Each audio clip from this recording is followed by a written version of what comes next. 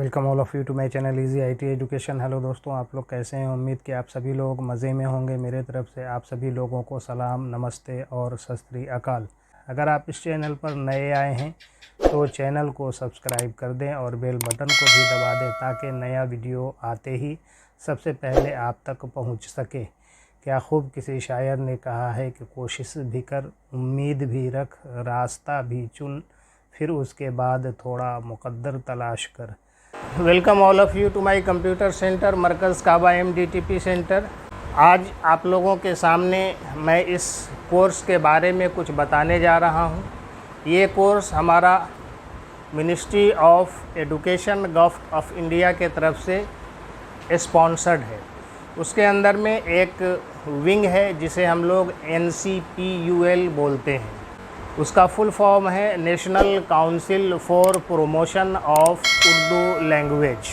उर्दू पढ़ना होता है और उसमें कंपलसरी है कि हम पास करें। अब चाहे हमारे मुस्लिम बच्चे हों, नन मुस्लिम हों, लेकिन हमारा इस होजाई के अंदर में एक्सपीरियंस रहा है इस 20 इयर्स के अंदर में कि हमारे मुस्लिम बच्चे भी नन मुस्लिम जैसे ही हैं, उनको भी उर्दू पढ़ने नहीं आता है। इसलिए हमारे जो नन मुस्लिम हैं वो घबराएं नहीं, सिर्फ आप ही नहीं ऐसा है। इस कोर्स के अंदर में 6 मॉड्यूल्स हैं। मॉड्यूल नंबर 1 हमारा है fundamentals of information technology. Module 2 में हमारा आता है internet technology and web design. तो फर्स्ट ये एक्सप्लेनेशन बताऊं कि फंडामेंटल्स ऑफ इंफॉर्मेशन टेक्नोलॉजी हमारा जो है बेसिक है। ये कोर्स बहुत ही प्रोफेशनल कोर्स बनाया गया है। इसके अंदर में एक डिप्लोमा 1 ईयर का है, लेकिन एक कोर्स नहीं है, बहुत सारे कोर्स इसके अंदर इंक्लूडेड हैं। अगर आप बाहर कहीं सीखने जाएंगे, बेसिक करेंगे तो बेसिक के लिए अलग फ़ी आपको देना पड़ेगा। इंटरनेट एंड वेब डिज़ाइन के लिए आप अलग से आपको फ़ी देना पड़ेगा। टैली के लिए आप अलग से उसका फ़ी देना पड़ेगा। फिर उसी तरीके से आगे बढ़ेंगे, अगर DTP कोर्स करने जाएंगे जिसे डेस्कटॉप पब्लिशिंग बोलते हैं, उस कोर्स को करने जाएंगे तो उसका एक अलग फ़ी देना पड़ेगा। कोई भी कंप्यूटर का लैंग्वेज सीखेंगे, चाहे वो C लैंग्वेज हो, चाहे वो पाइथन हो, उसके लिए अलग अलग फ़ी देने पड़ेंगे। तो ये कोर्स को एक जगह कंबाइंड किया गया, सारे कोर्सेज को मिला करके। अगर इंडिविजुअल कोर्स करने जाते हैं तो काफ़ी एक्सपेंस आपके ऊपर में चला जाता है, मोर देन 20,000 आपका एक्सपेंड हो जाएगा। तो मॉड्यूल 1 जो हमारा है फंडामेंटल्स ऑफ इंफॉर्मेशन टेक्नोलॉजी, जिसके अंदर में आपको कई एप्लीकेशंस बताए जाएंगे। स्पेशली उसे हम बोल सकते हैं माइक्रोसॉफ्ट ऑफिस पैकेज, जिसके अंदर में माइक्रोसॉफ्ट वर्ड है, माइक्रोसॉफ्ट एक्सेल है, माइक्रोसॉफ्ट पावर पॉइंट है, माइक्रोसॉफ्ट एक्सेस है और अदर कई एप्लीकेशन इसके अंदर में इंक्लूड है। लेकिन एक्सेल का, पावर पॉइंट का और एक्सेस का। वर्ड के अंदर में हम लोग वर्ड एडिटिंग का काम करते हैं। एज़ फॉर एग्ज़ाम्पल लीजिए, अगर आपको कोई लेटर ड्राफ्ट करना हो तो आप माइक्रोसॉफ्ट वर्ड के अंदर में करते हैं। अगर आपको कोई स्प्रेडशीट का काम करना हो, जैसे मार्कशीट आपको प्रिपेयर करना हो, सैलरी शीट बनाना हो, तब हम लोग एक्सेल के अंदर में वो हम लोग काम करते हैं। उसी तरीके से अगर आप कुछ प्रेजेंट करना चाहते हैं, जैसे आप कोई प्रोडक्ट बना रहे हैं, उस प्रोडक्ट को मार्केट में कैसे लॉन्च करना है, लोगों तक कैसे पहुंचाना है, तब उसके लिए हम लोग प्रेजेंटेशन का सहारा लेते हैं और PPT बनाते हैं और PPT के थ्रू एक मीटिंग अरेंज करके लोगों के बीच डिस्प्ले करते हैं।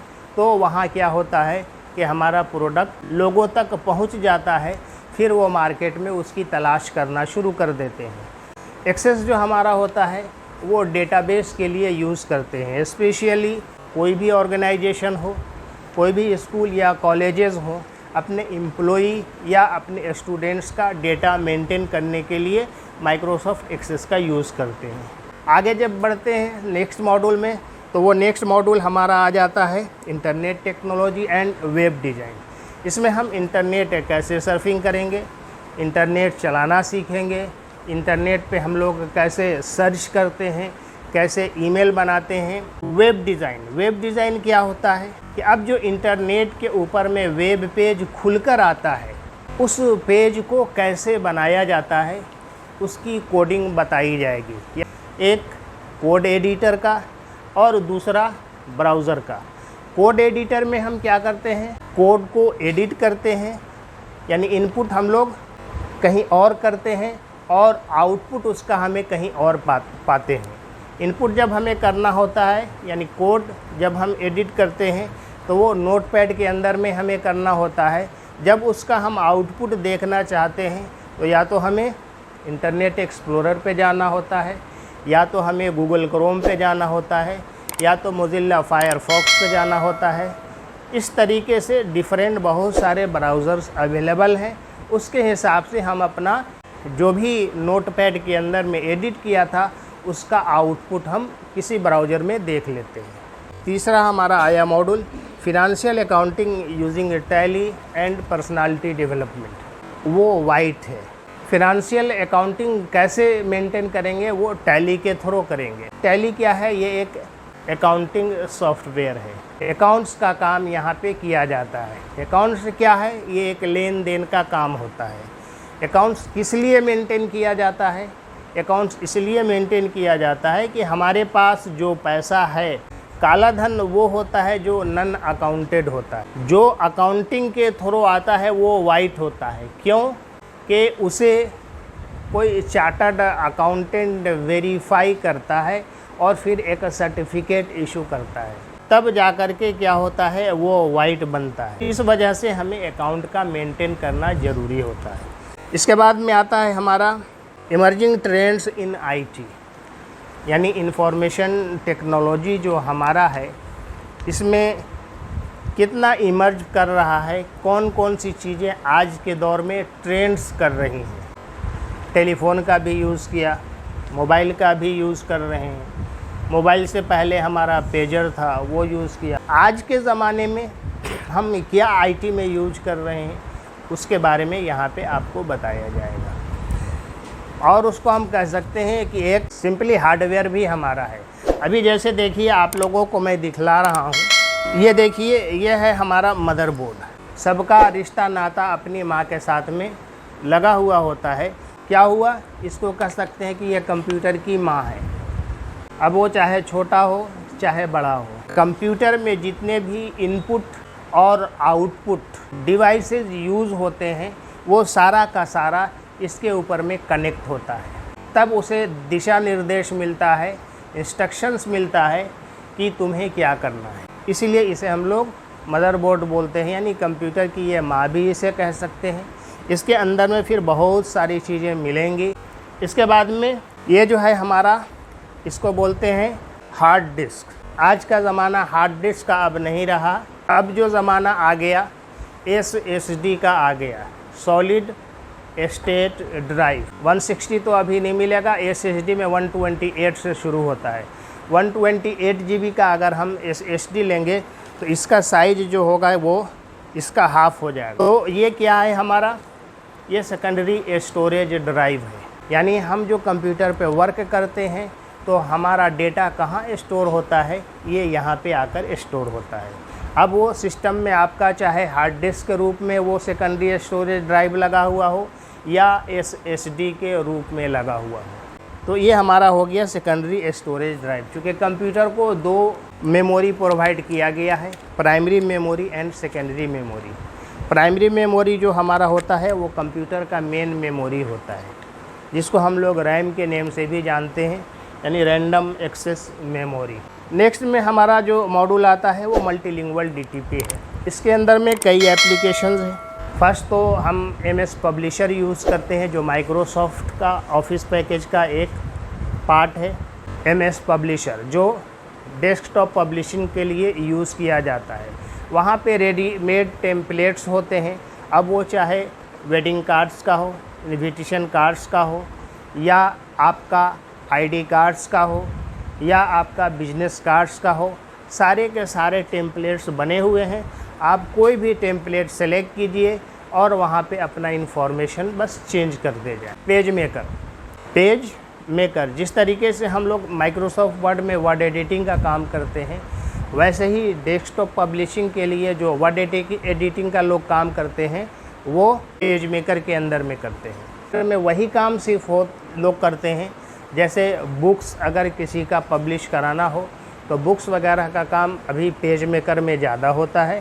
तो अब यहाँ पे जो आएगा मॉड्यूल 5th में आपको जो मल्टीलिंगुअल DTP है, तो यहाँ पे आ गया फर्स्ट MS पब्लिशर, उसके बाद पेज मेकर हो गया, उसके बाद फ़ोटोशॉप हो गया, उसके बाद कोरल ड्रॉ हो गया, उसके बाद एक और एप्लीकेशन आएगा जिसे हम लोग इन पेज बोलते हैं। ये इन पेज उर्दू के लिए यूज़ किया जाता है। 6th पे आप आएंगे।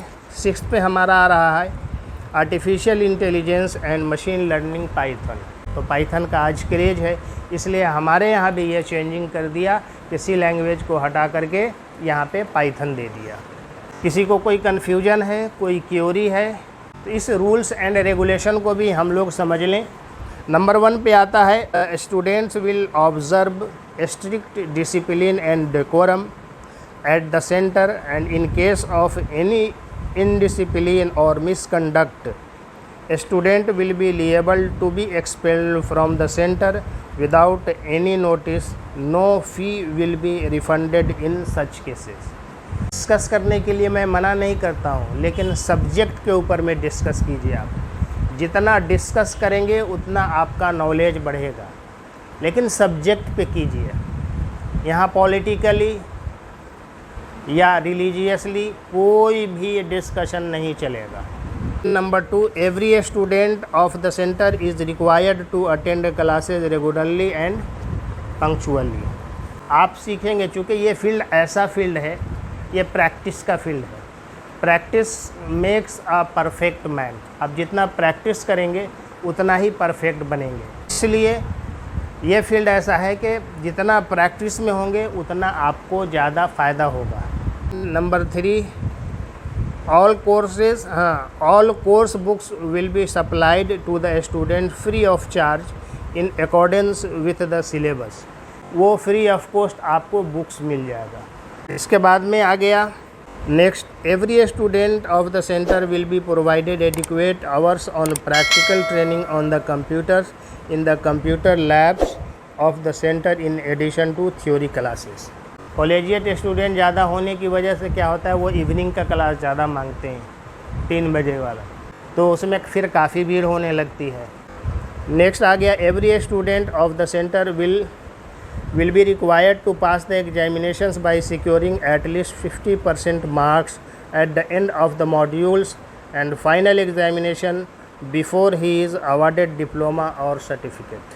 अगर कोई भी मॉड्यूल का एग्ज़ाम मिस करेंगे आप तो उसका मार्क्स 0 प्रोवाइड किया जाएगा, और जब 0 मार्क्स प्रोवाइड होगा तो वहाँ जब फर्स्ट सेमेस्टर का आप एग्ज़ाम देंगे तो वो फर्स्ट सेमेस्टर का एग्ज़ाम हम लोग इवैल्यूएट नहीं करेंगे उस बुकलेट का। वो बुकलेट सीधा यहाँ से डिस्पैच हो जाएगा चंडीगढ़ में चेक होगा, वहाँ से उन लोग रिज़ल्ट पब्लिश करेंगे, और जब 0 मार्क्स किसी मॉड्यूल में होगा आपका तो उसमें आपका फेल आएगा। उस मार्क्स को दोबारा ऐड कराने के लिए एक्स्ट्रा 500 रुपीज़ आपको डायरेक्ट उनके खाता में भेजना पड़ेगा, तब जा कर के फिर यहाँ से हम लोग वो मार्क्स भेज पाएंगे। इसलिए कोशिश करना है कि हम किसी भी मॉड्यूल को मिस ना करें। उसी तरीके से आपको कोशिश करना है कि जो भी हमारा सेमेस्टर का एग्ज़ाम होगा उस एग्ज़ाम को भी सही से हम लोग अटेंड करेंगे। वो एग्ज़ाम भी अगर मिस करते हैं, अगर फर्स्ट सेम में हैं, इन केस कॉलेज में अगर एग्ज़ाम पड़ गया आपका, तो आप कॉलेज का एग्ज़ाम अटेंड कीजिए, लेकिन सेकंड सेम के साथ फिर फर्स्ट सेम को भी अटेंड करना होगा। तो जो फर्स्ट, जैसे दिसंबर में एग्ज़ाम जो होगा आपका फर्स्ट सेम का एग्ज़ाम होगा, यानी फर्स्ट सेमेस्टर का एग्ज़ाम होगा। इस एग्ज़ाम में किसी वजह से आप एब्सेंट रह गए, या तो आप बीमार पड़ गए, या तो कॉलेज का एग्ज़ाम हो गया, इम्पॉसिबल बन गया आपके लिए, तब उस केस में क्या करेंगे, आपको ये जो दिसंबर का जो एग्ज़ाम हुआ इसका रिज़ल्ट मार्च में आएगा। मार्च में जैसे ही आएगा उस रिज़ल्ट शीट में हम लोग देखेंगे कौन कौन यानी फेल दिखाएंगे, या किनका जो है मार्क्स सेमेस्टर एग्ज़ाम का में 0 दिख रहा है, कि अगर आप अटेंड करना चाहते हैं तो आप आइए, 500 रुपीज़ डायरेक्ट उनके अकाउंट में भेजिए और यहाँ से रीअपियर फॉर्म आपका फिर वहाँ जाएगा। तब फिर जून में जो सेकंड सेमेस्टर का एग्ज़ाम होगा तो उसके साथ दोनों शिफ्ट में आपको एग्ज़ाम देना पड़ेगा। इसके बाद में आगे आपका monthly fee is payable in advance before 10th of every month and fee paid is not refundable. यहाँ कहता है कि आप जैसे ही मंथ स्टार्ट हो वैसे ही आप कोशिश करें फ़ी जमा दे देने का उस महीने का। अभी बहुत सा हमारे स्टूडेंट सोच रहे होंगे कि अभी जुलाई में एडमिशन लिए हैं, हम जुलाई में आज 10th को क्लास इनॉग्रेट किए तो इनका जुलाई का नहीं लगेगा। ऐसी बात नहीं है, जुलाई का फ़ी भी लगेगा मंथली। इस वजह से हम जल्दी से जल्दी कोशिश करते हैं। ये सेमेस्टर एग्ज़ाम की वजह से मैं 10th को स्टार्ट कर रहा हूँ, नहीं तो और पहले ही मैं फर्स्ट वीक में ही ले लिया होता। आज मैंने स्टार्ट किया है तो ये फ़ी भी आपको देना पड़ेगा। इसके बाद में है fee shall be payable even for such period for which the student is absent ऑब्लिग on leave from the centre. यानी हर हाल में आपको पे करना है, चाहे आप लीव पे रहें चाहे आप एबसेंट रहें। उसके बाद the name of a student shall be liable to be struck off from the rolls due to non payment of monthly fee on the due date. Number 8 student registered from NCPL centre shall not be transfer to another NCPL centre. यानी जो student इस centre में enrolled हो गए हैं इनको किसी और सेंटर में ट्रांसफ़र नहीं किया जा सकता है। दूसरी चीज़ यह है कि मैं अपने तरफ से जिस तरीके से कॉलेज अटेंड करते हैं और मरली जो ड्रेस होता है उस ड्रेस में आप क्लास अटेंड करें। ये नहीं कि बॉयज़ में हैं तो ट्राउज़र ही पहन के आ गया, भी अगर लगा के हैं तो मालूम हो रहा है कि बटन खोल करके पूरा आ रहे हैं। ऐसा नहीं होना चाहिए, वो एक स्टूडेंट की पहचान नहीं है। Thanking you all for listening me patiently. Please like, share, comment and subscribe my channel.